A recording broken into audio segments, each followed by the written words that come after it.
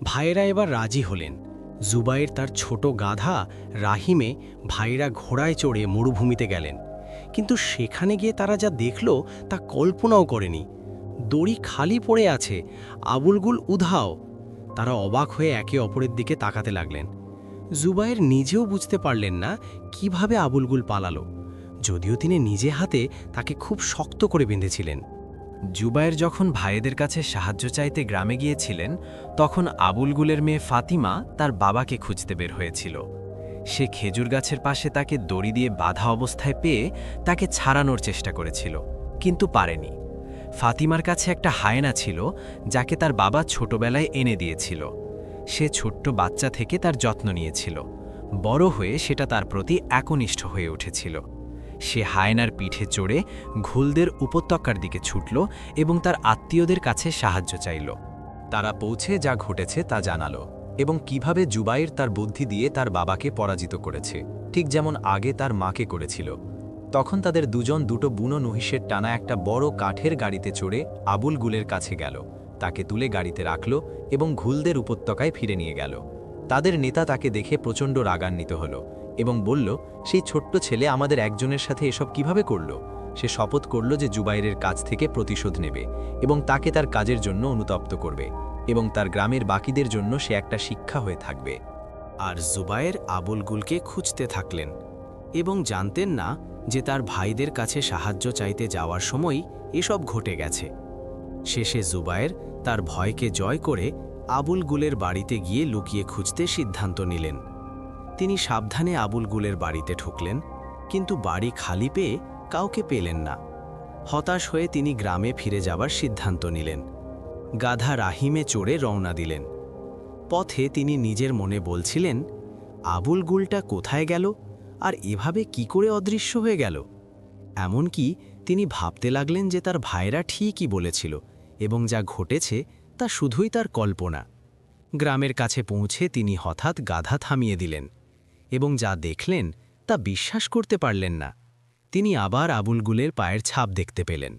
তিনি ভয় পেয়ে ভাবলেন, আবুলগুলটা ফিরে এসেছে তার কাছ থেকে প্রতিশোধ নিতে। গাধা থেকে নেমে পরীক্ষা করতে গিয়ে তিনি যা আশা করেননি তাই দেখলেন। জুবায়ের অনেকগুলো ঘুলের পায়ের ছাপ দেখলেন, যা গ্রামের দিকে যাচ্ছে। জুবায়ের প্রচণ্ড ভয় পেলেন। গাধায় চড়ে দ্রুত গ্রামের দিকে ছুটলেন। পৌঁছে দেখলেন ঘুলেরা গ্রামের কিছু বাড়ি ধ্বংস করে দিয়েছে। তিনি তাড়াতাড়ি বাড়ির দিকে গেলেন, বাবা ও ভাইদের খোঁজে। পৌঁছে দেখলেন ভাইয়েরা বাড়ির সামনে দাঁড়িয়ে আছে, তাদের মুখে গভীর দুঃখ। তিনি তাড়াতাড়ি বাড়িতে ঢুকে বাবাকে খুঁজলেন, কিন্তু পেলেন না।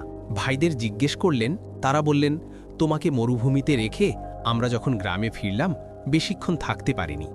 হঠাৎ একদল ঘুল এসে গ্রামে হামলা করল, কিছু বাড়ি ধ্বংস করল এবং তোমাকে খুঁজতে লাগল। তোমাকে না পেয়ে তারা তোমার বদলে আমাদের বাবাকে নিয়ে গেছে। জুবায়ের ভাইদের দিকে চেঁচিয়ে বললেন, তোমরা বাবাকে বাঁচাওনি কেন? তারা বললেন, আমরা যতটা পেরেছি চেষ্টা করেছি, কিন্তু তাদের সাথে পেরে উঠিনি।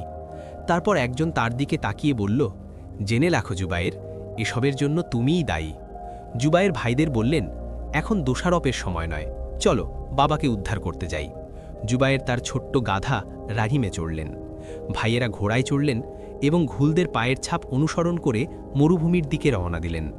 ছাপগুলো শেষ হলো এমন একটা পথের শুরুতে, যা উঁচু পাহাড়ে ঘেরা একটা উপত্যকার দিকে যায়। ভাইয়েরা একটা পাহাড়ে উঠে দেখতে চাইলেন উপত্যকায় কি আছে। উপর থেকে তাকিয়ে তারা দেখল তাদের বাবাকে ঘুলেরা একটা বড় খাঁচায় বন্দি করে রেখেছে। এই দৃশ্য দেখে ভাইয়েরা প্রচণ্ড রেগে গেলেন। একজন বললেন, আমাদের তাড়াতাড়ি বাবাকে বাঁচাতে হবে। কিন্তু জুবায়ের তাদের বললেন, তাড়াহুড়ো না করে আগে পরিকল্পনা করতে, নইলে সবাই মারা পড়বে। ভাইয়েরা বললেন, আমরা বাবাকে এভাবে দেখে বসে পরিকল্পনা করতে পারবো না। তারা ছোট ভাইয়ের কথা না শুনে উপত্যকার দিকে ছুটলেন। জুবায়ের ভাইদের ফেলে যেতে পারলেন না, তাদের পিছনে ছুটলেন। ঘুলেরা ভাইদের আসার অপেক্ষায় ছিল এবং তাদের জন্য ফাঁদ পেতেছিল। ভাইয়েরা উপত্যকার মুখে পৌঁছতেই ঘুলেরা তাদের ওপর জাল ফেলে ধরে ফেলল এবং উপত্যকায় নিয়ে গেল।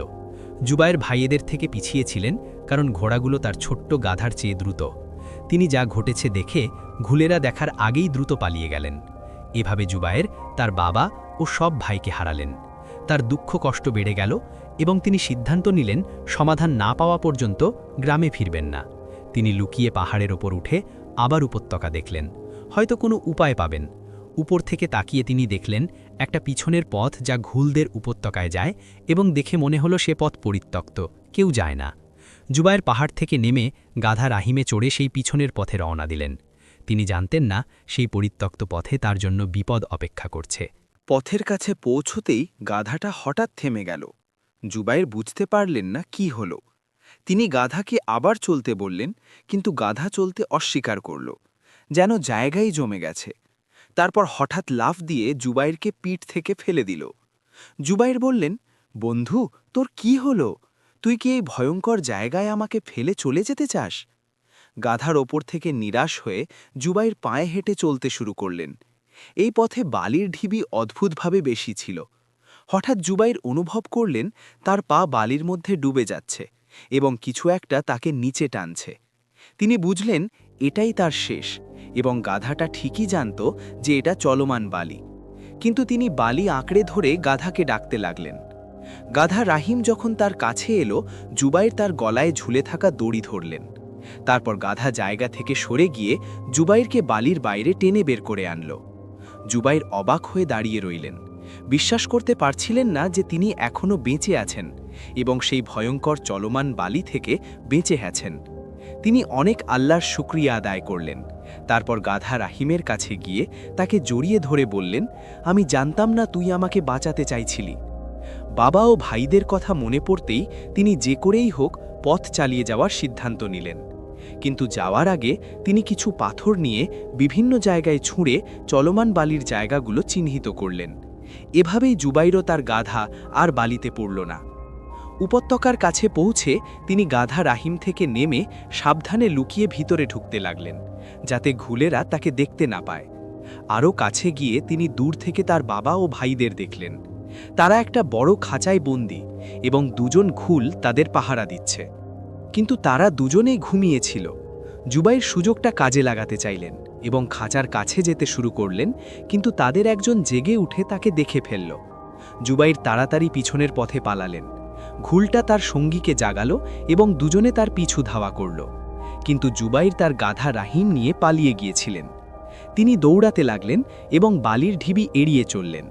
ঘুলেরা তাকে তাড়া করতে করতে চলমান বালিতে পড়ে গেল এবং নিচে তলিয়ে গিয়ে পৃথিবীর গর্ভে চিরতরে অদৃশ্য হয়ে গেল। তখন জুবায়ের বুঝলেন যে একা তিনি তার বাবা ও ভাইদের বাঁচাতে পারবেন না। তিনি গ্রামে ফিরে গিয়ে গ্রামের লোকদের কাছে সাহায্য চাইলেন। সেখানে পৌঁছে সবাই তার চারপাশে জড়ো হলো জানতে কি ঘটেছে। তিনি বললেন যে একা তিনি বাবা বা ভাইদের বাঁচাতে পারেননি এবং তাদের সাথে গিয়ে ঘুলদের উপর জয়ী হবার জন্য সাহায্য চাইলেন। কিন্তু গ্রামের লোকেরা তার সাথে যেতে অস্বীকার করল এবং বলল, জুবায়ের, আমরা তোমার সাথে যেতে পারি না।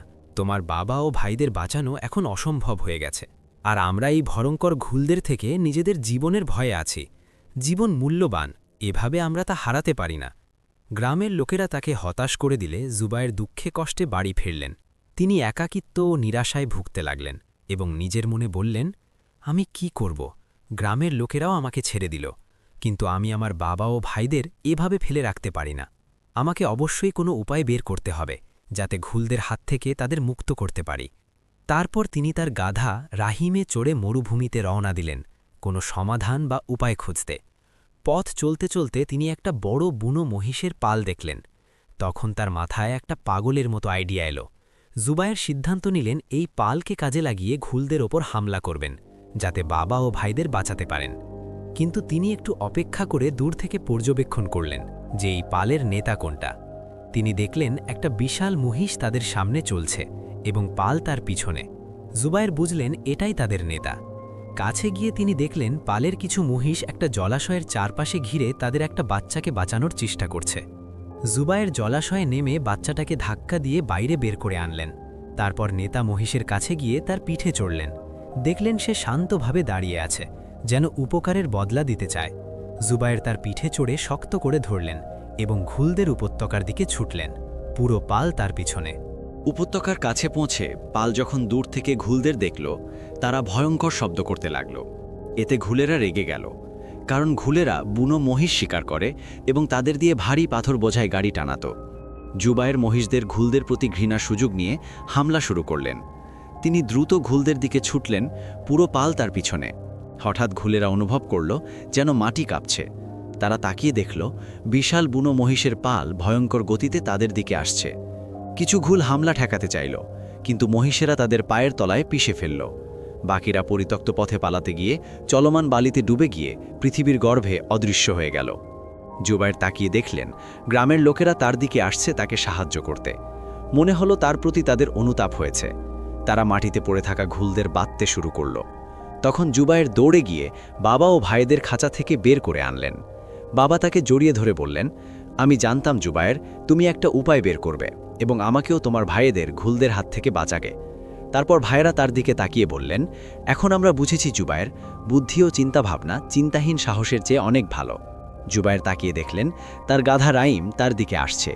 তিনি তাকে জড়িয়ে ধরে বললেন, জীবনে এমন বিশ্বস্ত গাধা আর দেখিনি। তারপর তিনি গাধায় চড়লেন। বাবা ও ভাইয়েরা গ্রামের লোকেরা যে ঘোড়াগুলো এনেছিল তাতে চড়লেন। সবাই গ্রামের দিকে রওনা দিলেন। গ্রামের লোকেরা প্রত্যেকে একটা করে ঘুলকে তাদের ঘোড়ার সাথে বেঁধে গ্রামের দিকে নিয়ে যাচ্ছিল যাতে তাদের শেষ করতে পারে। এভাবে জুবায়ের তার বুদ্ধি ও অধ্যবসায় দিয়ে ঘুলদের পরাজিত করলেন এবং তার বাবা ও ভাইদের তাদের হাত থেকে মুক্ত করলেন। এখানেই আজকের গল্প শেষ। আল্লাহর আমানতে থাকুন এবং নামাজের কথা ভুলবেন না। আসসালামু আলাইকুম ওয়া রাহমাতুল্লাহি ওয়া বারাকাতুহু।